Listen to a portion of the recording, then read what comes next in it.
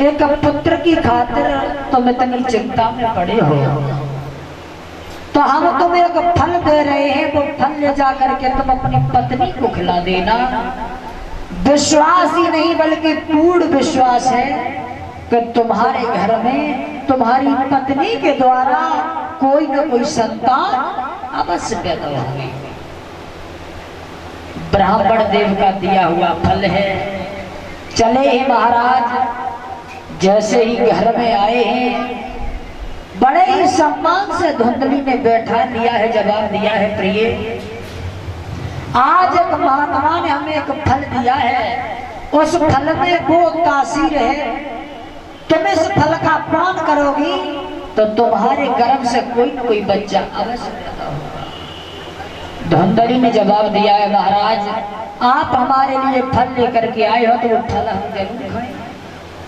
फल को लिया है, धुंधली ने रख दिया है, पति से कहा आप चिंता न करो, ये फल हम खा लेंगे। अंत में हुआ ये, आत्मदेव ब्राह्मण वहां से चले जाते हैं और धुंधली सोचने लगी है इस फल का हम क्या करें। उसी गांव में उसकी एक बहन रहती थी, बहन, उस बहन कुमती को बुला लिया है, जवाब दिया है, हे बहन न जाने कहां से हमारे पति एक फल लेकर के आए हैं और हमारे पति की ये इच्छा है कि घर में एक लड़का हो जाए, मगर बहन हम नहीं चाहते कि हमारे द्वारा कोई संतान पैदा हो, क्योंकि हमारे द्वारा कोई संतान पैदा होगी जब हम ये फल खा लेंगे तो हमारे गर्भ ठहर जाएगा, और जब हमारे गर्भ ठहर जाएगा कहीं धोखा से घर में आग लग गई तो हम तो भाग ही नहीं पाएंगे। धोखा से घर में बदमाश घुस आए तो हम घर से कहीं निकल नहीं पाएंगे। और सोचती हुई धुंधली बोली है, के फल खाने से रह गया गर्भ और फल के गर्भ में जाएगा।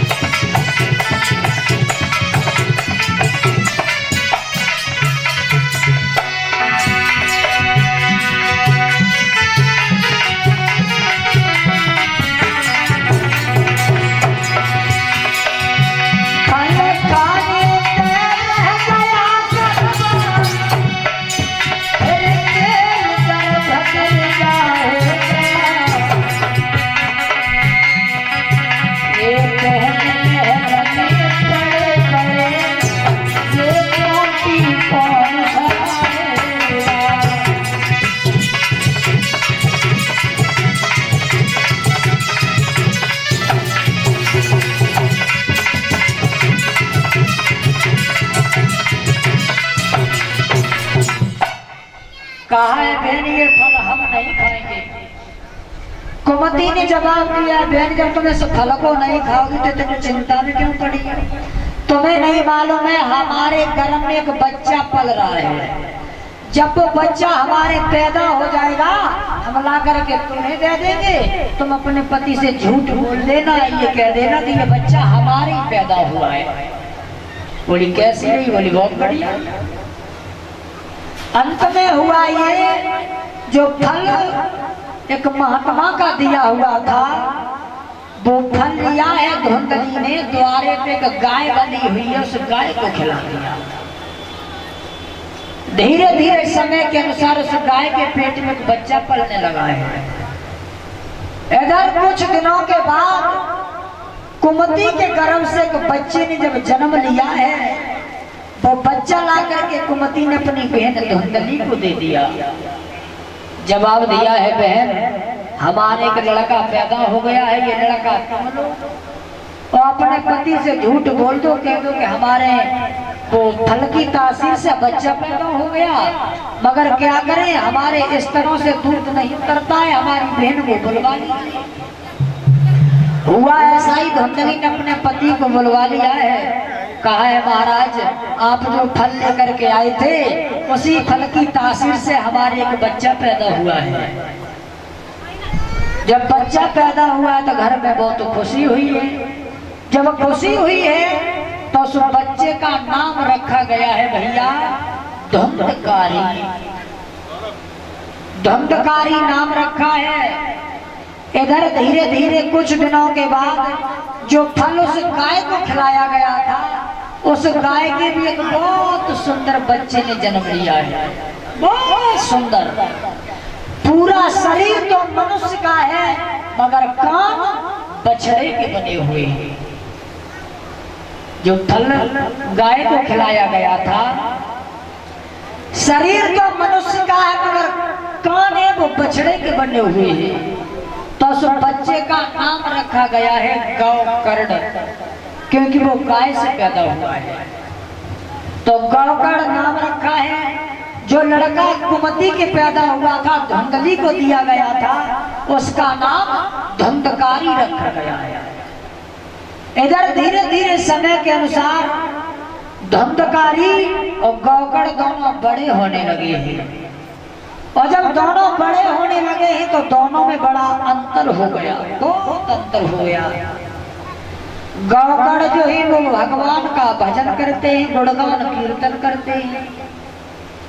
और जो धुंधकारी है वो गलत संगति में पड़ गया है, शराब पीने लगा, जुआ खेलने लगा। गौकर्ण जहाँ भी जाता है लोग उनका सम्मान करते हैं, और धुंधकारी जिस जगह पर पहुंच जाता है त्राह त्राह मचा देता है। अब धीरे धीरे समय और व्यतीत हुआ है। धुंधकारी वैश्याओं के जब डेरों में आने जाने लगा है, वैश्याओं से उसने प्रेम जोड़ लिया है। प्रेम, जब वैश्याओं से प्रेम जोड़ लिया है, चोरी करके लाता है जो भी धन वो खुद खाता है और वैश्याओं को भी खिलाता है। धीरे धीरे काफी समय व्यतीत हुआ है तो एक दिन सभी वैश्याओं ने सलाह मिलाई है, जवाब दिया है, बहन ये धुंधकारी जो चोरी का धन लेकर के आता है, इसका धन हम और आप खाते हैं। किसी दिन ये धुंधकारी पकड़ा गया, ये तो मारा जाएगा, इसके साथ में हम और आप भी मारे जाएंगे। एक काम करो बहन, आज इस धुंधकारी से ये कहेंगे कि ये चोरी न करके कि अपने ही घर से धन लेकर के आए और हमें आकर के दे। जैसे ही संध्या हुई है,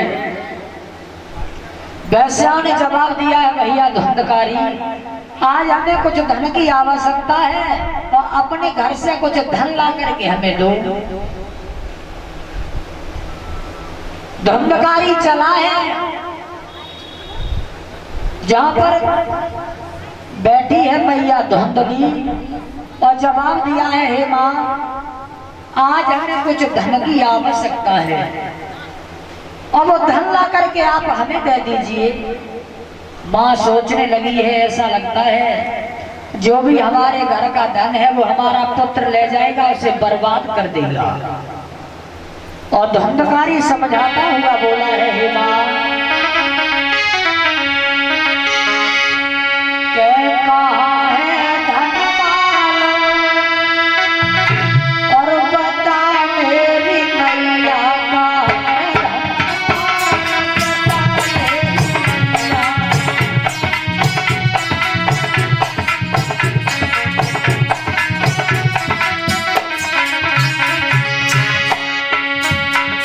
मैया जो हमारे घर का धन है वो कहाँ है।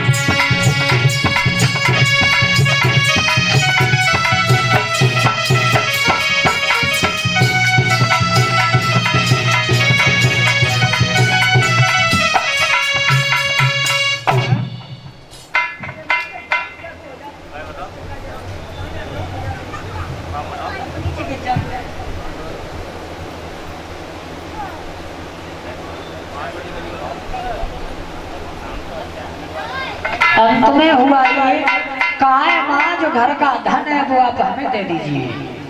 माँ ने जब मना किया है तो प्रमाण तो ये मिलता है, डंडा लेकर के अपनी माँ की पिटाई की है।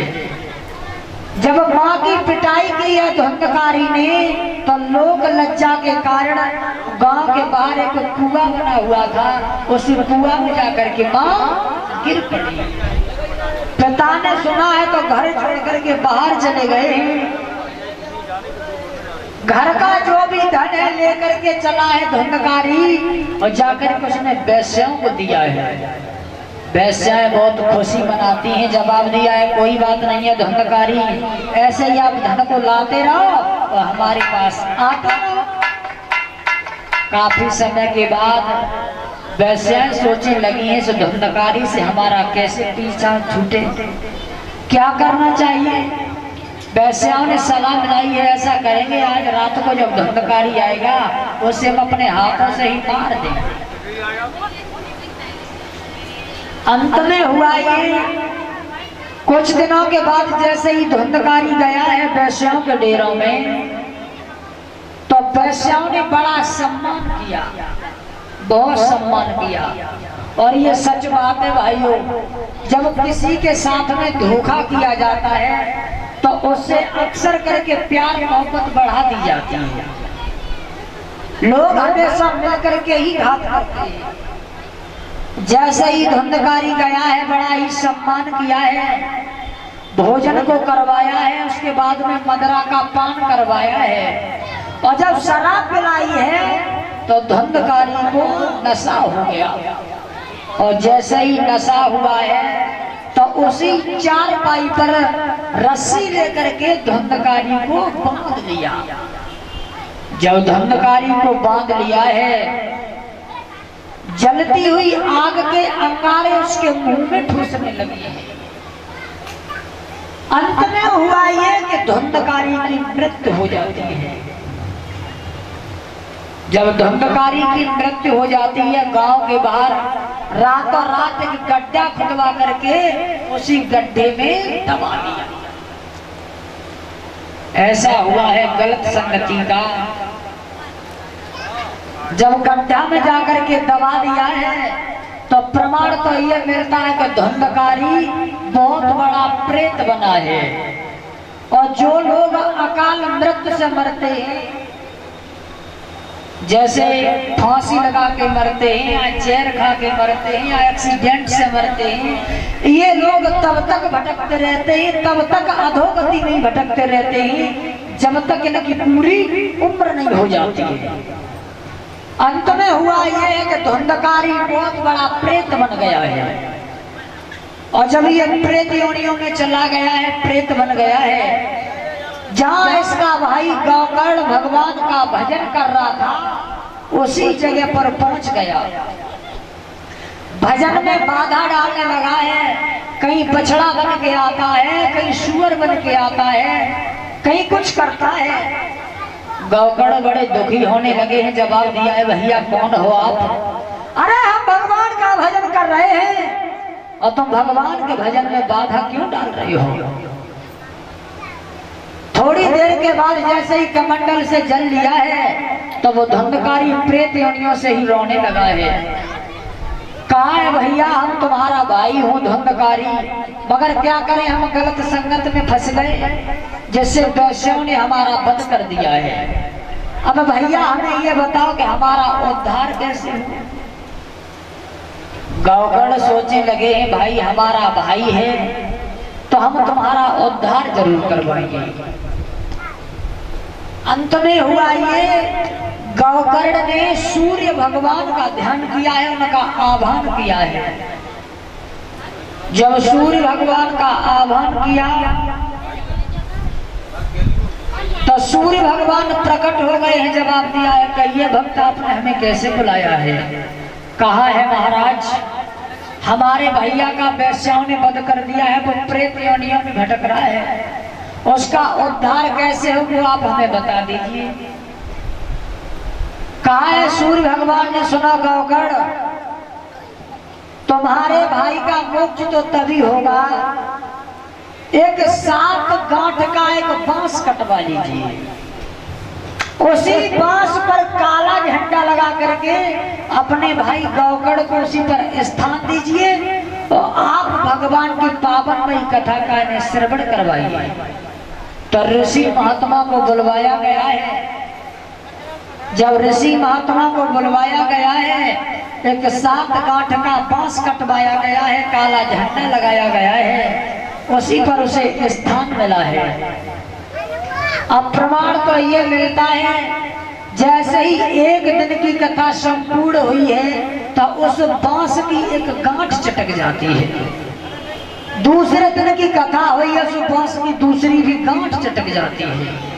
धीरे धीरे 7वां दिन व्यतीत हुआ है तो जो बांस की 7 गांठें चटक जाती हैं। उसी समय उस धुंधकारी का उद्धार हुआ है, विमान आया है, वो स्वर्ग में गया है। बोलिए सद्गुरुदेव भगवान की। तो भगवान की कथा बड़ी ही पवित्र होती है, क्योंकि भगवान की कथा में इतनी तासीर थी, जो धुंधकारी जैसे प्रेत को भी मोक्ष मिला है। तो हमारा आप भगवान की कथा को मन लगा करके सुनेंगे तो भाई उद्धार तो हमारा जरूर होगा। उद्धार हुआ है गौकड़ के भाई धुंधकारी का। आशा करेंगे एक लाइन का कीर्तन बोल लीजिए सभी लोग, उसके बाद और आगे भगवान की कथा में गौर करेंगे।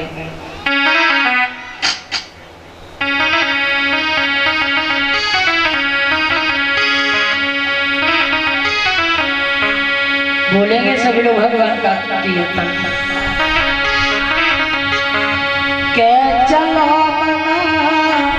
वृंदावन में और झांकी करेंगे राधे श्याम।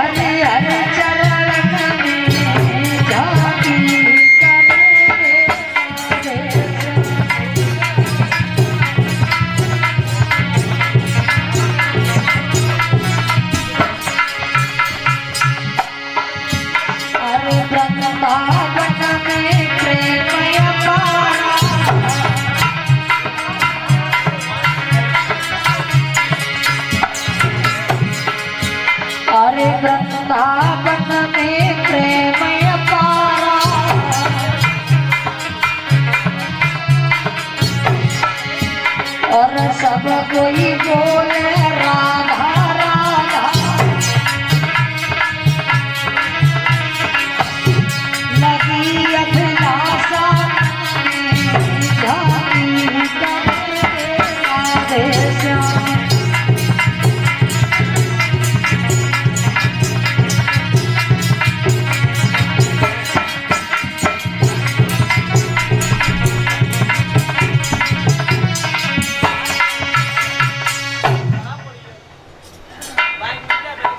आइए